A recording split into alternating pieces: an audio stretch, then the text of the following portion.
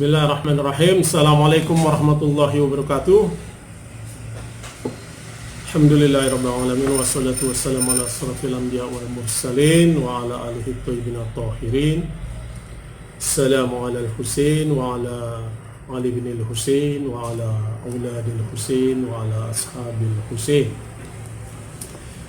Kawan semua, pada pagi ini saya ingin membahas sebuah buku tentang Asyura dan kebangkitan Imam Husain, karena pada hari ini adalah hari ke-10 bulan Muharram, hari yang dalam tradisi masyarakat kita disebut di Bekasi disebut Lebaran Anak Yatim. Namun dalam sejarah pada hari ini dikenal sebagai hari Asyura, hari terjadinya tragedi kemanusiaan ketika Imam Husain bersama 73 keluarga dan sahabatnya dibantai di sebuah padang Karbala, dan itu adalah bagian dari sejarah Islam. Nah, saya ingin membahas buku ini.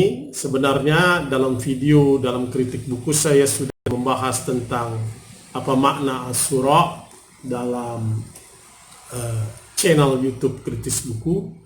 Nah, ingin saya lanjutkan tentang mengapa peristiwa Karbala itu terjadi. Nah, buku ini menjelaskan tentang latar terjadinya peristiwa Karbala, juga menjawab segala fitnah dan tuduhan yang terhadap peristiwa itu. Buku ini aslinya berjudul The Uprisings of Asyura and Response, kebangkitan Asyura dan tanggapan, respon to the doubts, kepada orang-orang yang ragu. Nah, buku ini menjelaskan tentang latar belakang sejarah peristiwa Asyura itu terjadi. Pertama, tentang penguasa Bani Umayyah. Siapakah Bani Umayyah itu? Bani Umayyah adalah klan dari suku Quraisy. Diawali buku ini menjelaskan tentang siapa Abu Sufyan, kakek Yazid yang memerintahkan pembantaian terhadap Imam Husain dan keluarga serta sahabatnya. Lalu siapa Muawiyah, dalam buku ini dijelaskan, dan siapa Yazid. Pertama, siapakah Abu Sufyan? Para ahli tarikh sejarah sepakat bahwa Abu Sufyan awalnya adalah orang yang murtad dalam sejarah, tak memiliki kepercayaan apapun pada masa jahiliyah. Nah, Al-Maqrizi, seorang ulama, mengatakan bahwa Abu Sufyan adalah benteng kemunafikan selama zaman jahiliyah. Dia adalah seorang ateis. Ia adalah pemimpin musuh-musuh Nabi Sallallahu Alaihi Wasallam. Jadi pemimpinnya para musuh Nabi ketika Nabi di Mekah, juga di Madinah, adalah Abu Sufyan. Bahkan Abu Sufyan pernah menjadi dalang persekongkolan untuk membunuh Nabi Sallallahu Alaihi Wasallam. Dia merencanakannya untuk melaksanakan pembunuhan itu di Darun Nadwa. Abu Sufyan memilih seorang pemuda dari setiap suku dan memberi mereka masing-masing pedang dengan perintah untuk menyerang rumah Nabi Sallallahu Alaihi Wasallam dan membunuhnya. Pada perang Uhud, yang tim Abu Sufyan, kita tahu perang Uhud, di mana paman Nabi yang bernama Hamzah menjadi syahid, kemudian jantungnya dibelek dan hatinya dimakan oleh istri Abu Sufyan, Hindun. Nah, setelah Hamzah dikuburkan, Abu Sufyan pernah mendatangi kuburan Hamzah, kemudian ia menancapkan tombak di kuburan Hamzah. Nah, itulah Abu Sufyan. Yang kedua, pendiri dinasti Umayyah adalah dalam buku ini dijelaskan anak Abu Sufyan yang bernama Muawiyah. Muawiyah disepakati banyak melakukan semua dosa besar dan tidak bertaubat. Bahkan Muawiyah pernah mengubah praktek ibadah ritual dalam Islam sesuai seleranya. Mas'udi dalam buku ini, jadi buku ini memiliki rujukan tentang peristiwa siapa tentang Muawiyah. Mas'udi pernah meriwayatkan bahwa tatkala Muawiyah berniat melakukan perjalanan ke Siffin bersama rombongannya, dia mengizinkan untuk melakukan sholat berjamaah, sholat Jumat berjamaah pada hari Rabu. Itu kata Mas'udi. Nah, Muawiyah ketika berkuasa, untuk menegakkan kekuasaannya banyak melakukan pembunuhan. Beberapa sahabat setia Imam Ali banyak dibunuh. Misalnya Muawiyah memerintahkan melakukan pembunuhan terhadap Malik bin Ashtar, salah seorang bangsawan Arab, orang besar yang dihormati dalam sejarah Islam, salah seorang komandan Ali bin Abi Thalib yang paling berani. Muawiyah meracuninya melalui seorang budaknya yang berkhianat, dan ketika sedang dalam perjalanan ke Mesir, dalam buku ini dikisahkan. Nah, Muawiyah juga membunuh Amr bin Hamaq Khuzai yang disebut Imam Hussein sebagai pemimpin para syuhada. Muawiyah menipunya dengan janji akan memberinya keamanan. Muawiyah berbalik melawan dan membunuhnya. Selain itu juga Muawiyah membunuh Rusaid al-Hajari, seorang murid Imam Ali yang setia, karena tidak mau mengutuk Imam Ali. Karena Muawiyah pernah mengambil kebijakan pada ketika ia berkuasa dengan melaknat Ali di mimbar-mimbar selama kekuasaan Muawiyah. Nah, itu khususnya seperti di khutbah Jumat dilakukan pada masa itu, melaknat Ali bin Abi Thalib di mimbar-mimbar. Nah, kemudian itu pada zaman dinasti Umayyah juga yang baik, Umar bin Abdul Aziz mengganti itu pada khutbah yang kedua yang biasa digunakan untuk melaknat Ali, dengan yang sampai sekarang masih ada menjadi tradisi kita dalam khutbah kedua, khususnya sebelum sholat dibacakan innama ya'muru bil adli wal ihsan wa itazil qurba wa yanha 'anil fahsya'i wal munkar wal baghi. Sesungguhnya Allah memerintahkan innama ya'muru bil adli wal ihsan, keadilan dan kebaikan.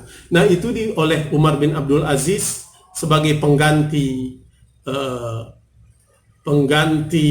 laknat Imam Ali di mimbar-mimbar. Saya kira itu tentang dinasti Umayyah. Lalu Muawiyah juga memerintahkan pembunuhan kepada Rusaid al-Hajari, seorang murid Imam Ali yang setia karena tidak mau mengutuk Imam Ali. Ziyad, Ibnu Ziyad ini Al-Gojo Muawiyah, memotong kedua tangannya, kedua kakinya dan lidahnya, dan kemudian menggantung tubuhnya. Selain itu juga Muawiyah membunuh Zuhairiyah bin Masyar Abdi, ditangkap dengan tuduhan kejahatan menerima kepemimpinan Imam Ali bin Abi Thalib. Tubuhnya digantung pada pohon kurma setelah tangan dan kakinya dipotong. Dalam buku ini dijelaskan dengan merujuk kitab. Nah, setelah Muawiyah, kemudian kekuasaan itu dialihkan oleh Muawiyah dengan Yazid. Sebenarnya itu melakukan sebuah pelanggaran terhadap perjanjian dengan Imam Hasan ya bin Ali, bahwa nanti setelah perang Siffin itu Muawiyah berkuasa, maka kekuasaan akan diberikan kepada Imam Hasan. Tapi Muawiyah ingin memaksakan kehendaknya dengan ingin menjadikan Yazid sebagai penggantinya, sebagai khalifah. Nah, Yazid bin Umayyah adalah seorang khalifah Bani Umayyah yang juga melakukan kejahatan tidak terhitung banyaknya selama pemerintahannya yang singkat. Yazid itu berkuasa sekitar 3 tahun. Dalam buku ini, pada tahun pertama dari tahun kekuasaannya, Yazid mengeluarkan perintah bahwa cucu Nabi SAW, Imam Hussein, harus dihukum mati bersama dengan semua sahabatnya karena tidak mau berbaiat kepadanya. Nah, dalam Tarikh Yaqubi, sebuah kitab sejarah Islam, Yaqubi menulis dalam sebuah surat yang dia tulis kepada Walid bin Uqbah bin Abi Sufyan, agen dan gubernurnya di Madinah. Yazid memerintahkan, apabila suratku sampai kepadamu, kata Yazid, panggillah Husain bin Ali dan Abdullah bin Zubair. Pastikan bahwa kau mendapatkan pembaiatan dari mereka untuk kepentinganku. Jika mereka menolak untuk membaiat, penggal leher mereka dan kirimkan kepala mereka kepadaku. Inilah surat yang menjadi dasar terjadinya peristiwa Asyura, peristiwa Karbala, pembantaian terhadap Al-Husain, cucu Nabi bersama keluarga dan sahabatnya. Surat Yazid inilah ya yang memerintahkan untuk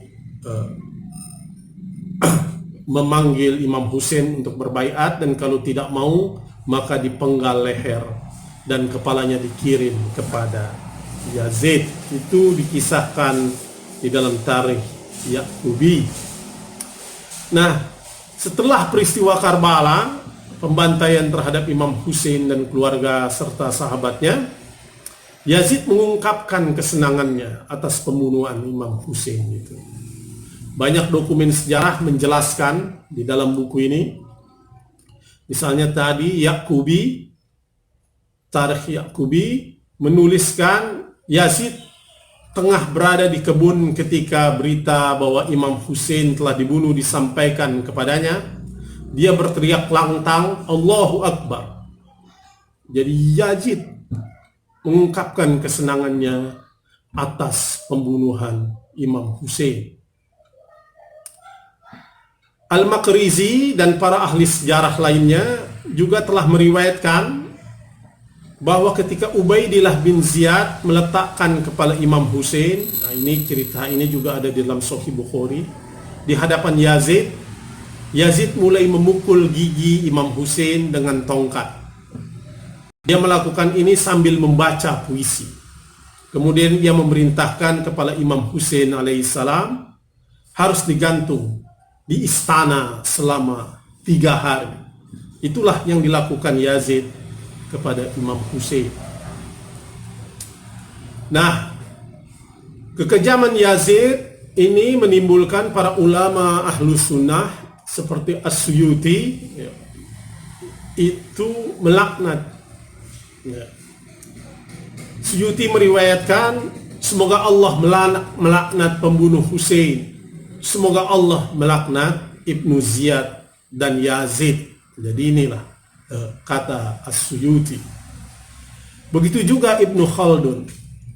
Ibnu Khaldun meriwayatkan pembunuhan Imam Husain. Tanpa ragu Husain dibunuh oleh Yazid.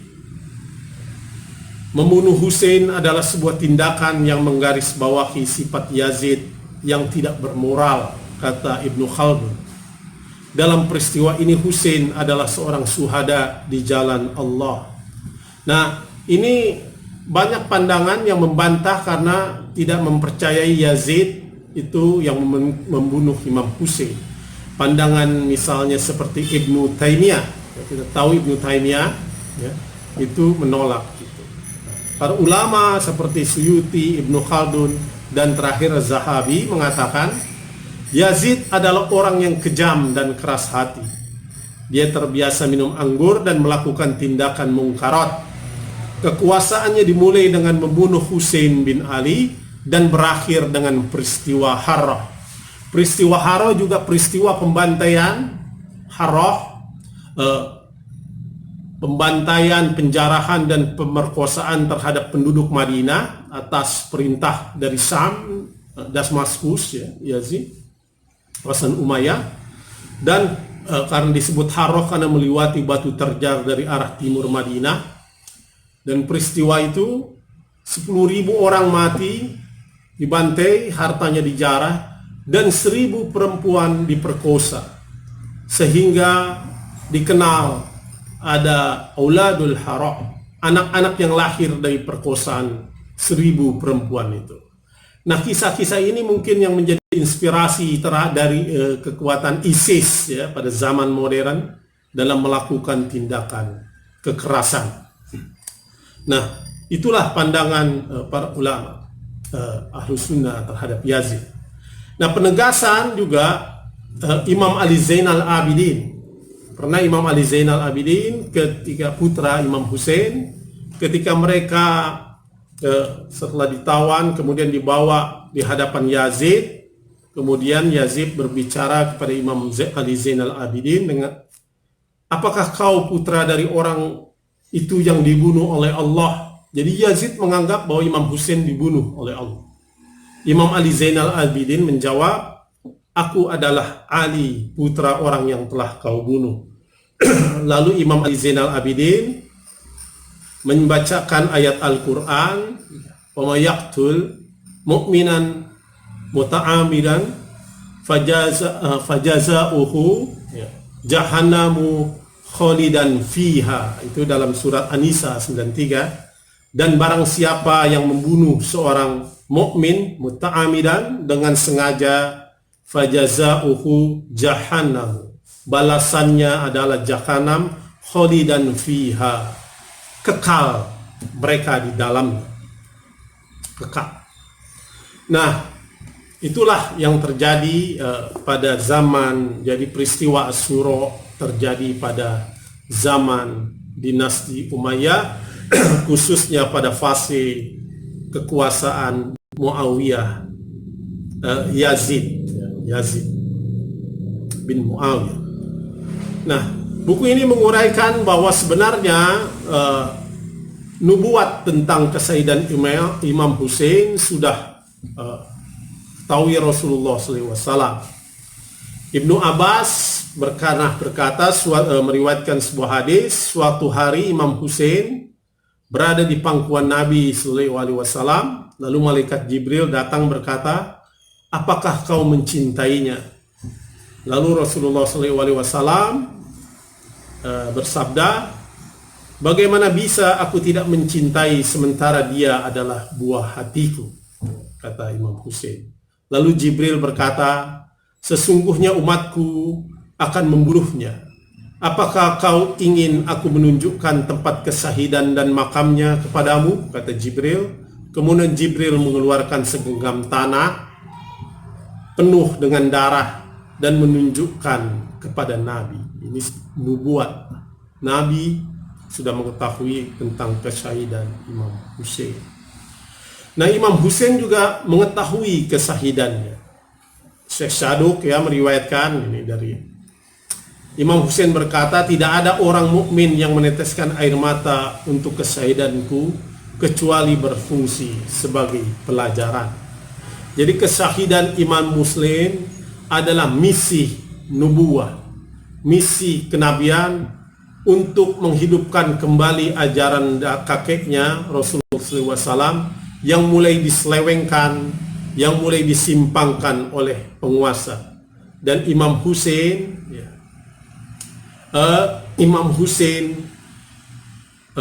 ingin menjadikan peristiwa Karbala ini sebagai pelajaran. Nah, Lalu apa misi Imam Hussein?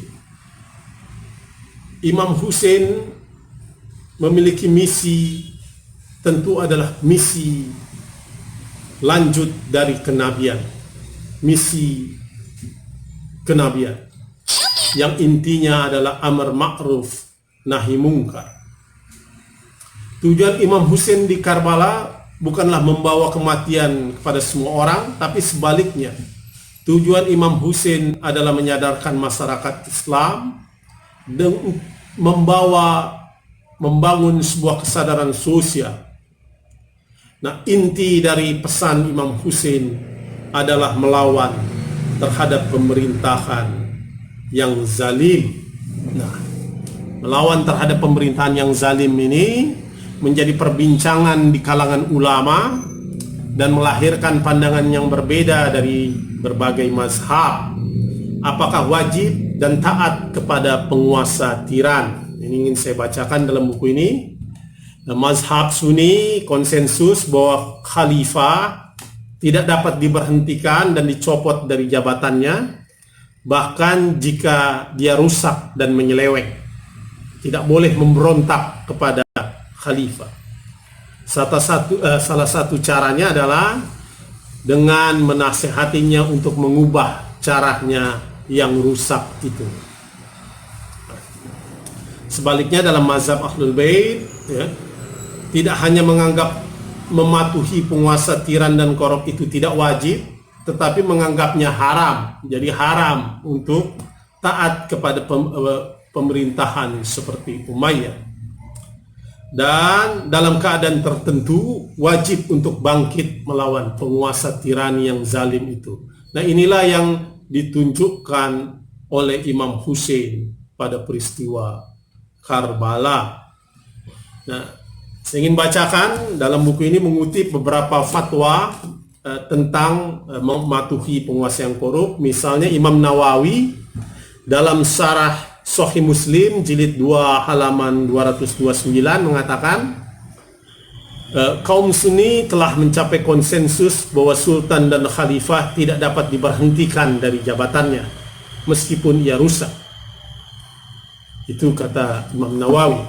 Qadiyat mengatakan semua mazhab Sunni dari berbagai bidang spesialisasi seperti hukum Islam, hadis, sejarah, dan teologi percaya bahwa sultan tidak dapat diberhentikan dari jabatannya, bahkan jika ia rusak, menyimpang, menindas dan menginjak-injak aturan hukum di bawah kakinya. Ini sama dari Syarah Sahih Muslim Imam Nawawi.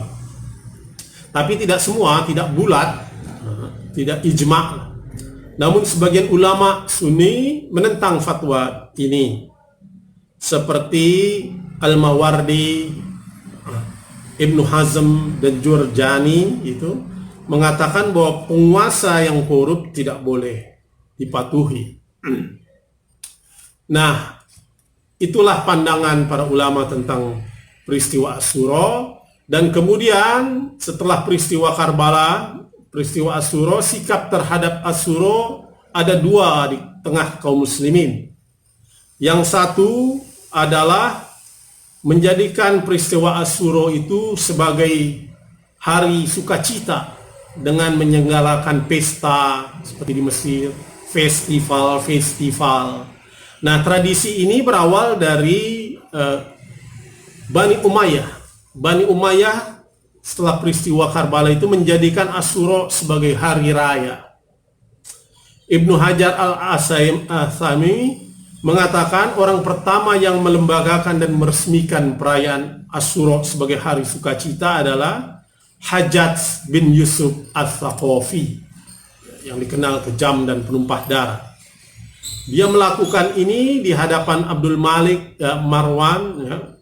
Malik bin Marwan dan sejumlah sahabat Nabi dan tabi'in. Saat itulah ia mengumumkan Asyura sebagai hari raya dan mengingat Imam Hussein berkabung atas penderitaannya dalam khutbah dilarang. Nah, juga Ulama yang lain, Al-Maqrizi dalam Al-Khita jilid 2 halaman 358 mengatakan, dulu di Mesir para pengikut Ali berkabung ya pada hari Asyura dengan pakaian hitam, ungkap kesedihannya, kecintaannya, membacakan narasi, puisi dan prosa sebagai ungkapan kedukaan. Namun setelah Al-Ayyubi berkuasa, Ayyubiyah, dia menggantinya dengan hari sukacita sebagaimana orang-orang Syams. Itulah tentang buku ini. Nah, jadi terserah kepada kawan-kawan, ini buku ini bagus untuk dibaca, menjadikan hari Asyura ini melanjutkan tradisi Umayyah menjadi hari sukacita, atau menjadikan Asyura sebagai tragedi kemanusiaan pada masa lalu yang terus apinya menyala hingga hari ini dan mengundang duka pada bulan Syura. Dalam masyarakat kita tradisional dikenal dengan bulan Syura, kita berpantang untuk melakukan pesta pada Asyura, dan itu sebagai tanda kecintaan kita kepada Rasulullah SAW, karena tentu dukanya Rasulullah SAW adalah duka kita semua. Wa ma taufiqi illa billah alaihi tawakkaltu wa ilaihi unib. Wassalamu alaikum.